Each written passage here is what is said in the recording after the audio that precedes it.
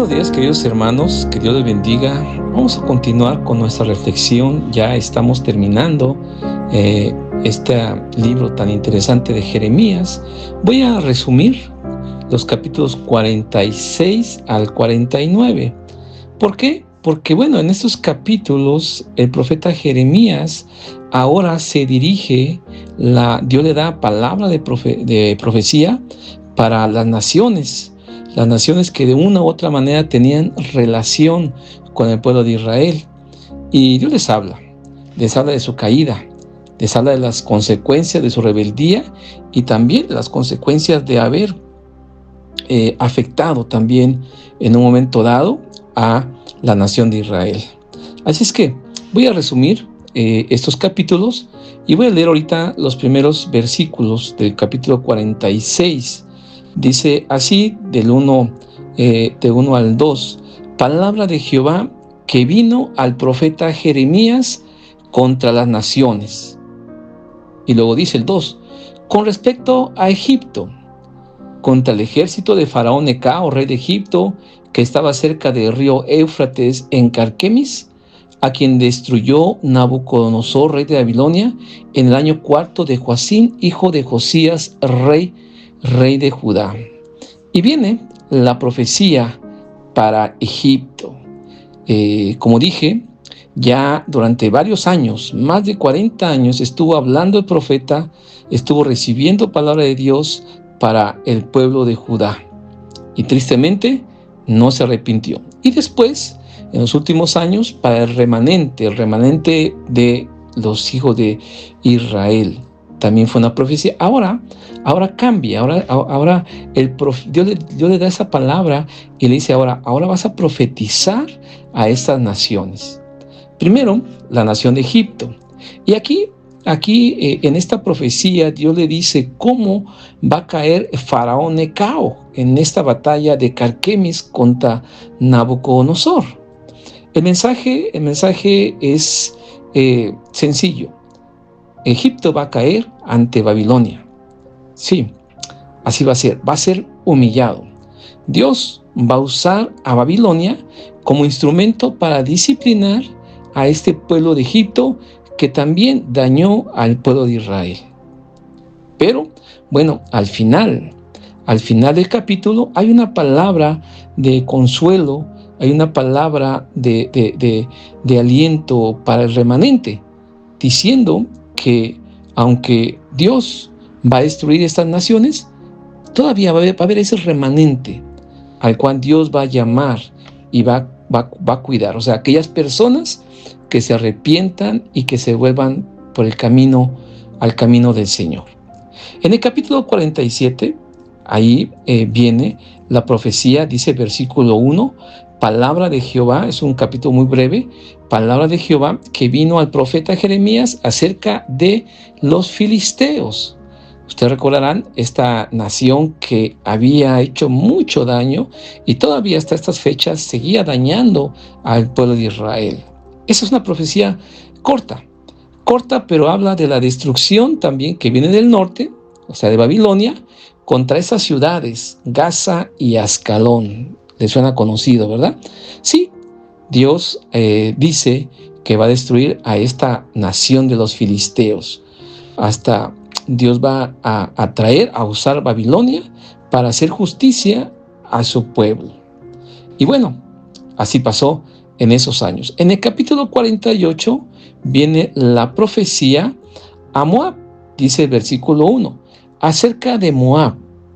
Así ha hecho Jehová de los ejércitos, Dios de Israel, acerca de Moab. Recuerdan, ¿verdad? Los famosos moabitas. También, mis hermanos, este es un juicio largo y detallado. Que en estas profecías, en esta palabra, se puede ver a la nación orgullosa, conocida y reconocida por su seguridad, por sus grandes viñedos, pero también por su orgullo extremo y la confianza en sus riquezas y en su Dios Quemos. Sí, era una nación aparentemente próspera, era un pueblo aparentemente adinerado, enriquecido, pero bueno, también le va a llegar su final. En los postreros días va a llegar su final. Y, sí, mis hermanos, también la profecía continúa hablando para Edom, para Damasco, para Cedar, para Elam, para varias naciones que Dios va a hacer justicia, porque estas naciones directamente afectaron al pueblo de Dios, y también incitaron a que el pueblo de Dios cayera en idolatría y en maldad. Así es, mis hermanos, hay un juicio tremendo para estas naciones. Así es que, si usted tiene la oportunidad, lea con detenimiento del capítulo 46, 47 y 48, para que vea, y 49, estas profecías detalladamente. ¿Qué encontramos aquí? ¿Cuáles son las enseñanzas?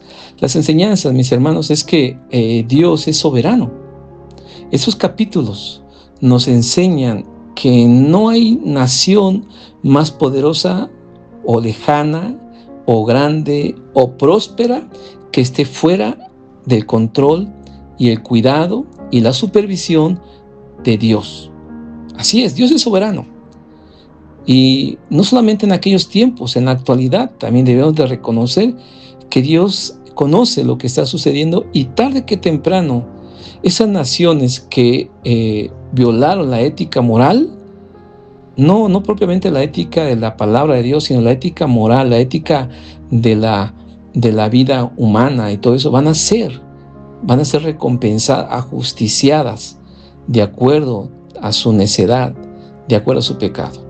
Porque de Dios nadie se puede burlar. Y también vemos el juicio que Dios hace a los orgullosos, a los altivos de corazón, a los poderosos. Sí, aquí vemos en Moab, Edom, Egipto, que se sentían autosuficientes.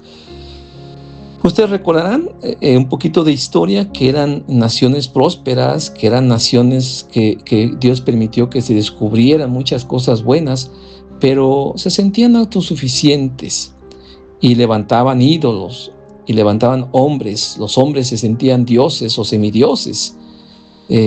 Egipto, ¿verdad? Sus dioses, los hombres se sentían los hijos del Dios, y por eso hacían sus grandes monumentos para enterrar a sus grandes líderes. Pero ¿qué vemos? Que sí, nadie es intocable. El pecado de orgullo trae consecuencia. La autosuficiencia que el hombre tiene acerca de Dios, tarde que temprano hay consecuencias.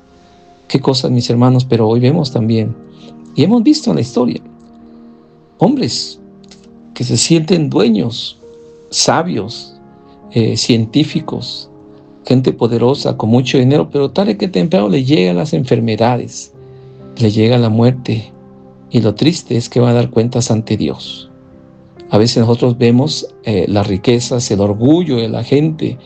Incluso hay gente que se sube, dicen por ahí, se sube un ladrillo y se marea de poder. Es cierto. Nuestros jefes a veces, los dueños de empresa, los dueños de negocios, a veces tratan con desprecio a otras personas. Recuerden, mis hermanos, que el orgullo, la altivez, no está fuera del control de Dios. Y tarde que temprano, esas personas van a dar cuentas ante el Dios Todopoderoso. Y también, mis hermanos, vemos que pues Dios es justo. Sí, así como usó a Nabucodonosor, así como usó al pueblo de Israel, sí, también hay juicio. Juicio para estas naciones, juicios para Judá, juicios para Jerusalén. O sea, no hay impunidad para Israel ni para estas naciones. Israel se burló y tiene consecuencias. Egipto se burló y tiene consecuencias. Los filisteos se burlaron y tiene consecuencias. Así es que hay que reconocer que Dios Dios es justo. A veces no alcanzamos a verlo.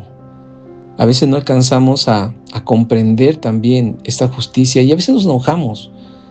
No sé cuántos de nosotros nos enojamos con Dios y decimos, ¿por qué Dios prosperas a otros y a mí no? ¿Por qué Dios bendices aparentemente con salud, con bienes, con poder a mucha gente injusta y por qué a nosotros no? A veces vemos eso, pero créalo que Dios es justo y tarde que temprano va a hacer justicia.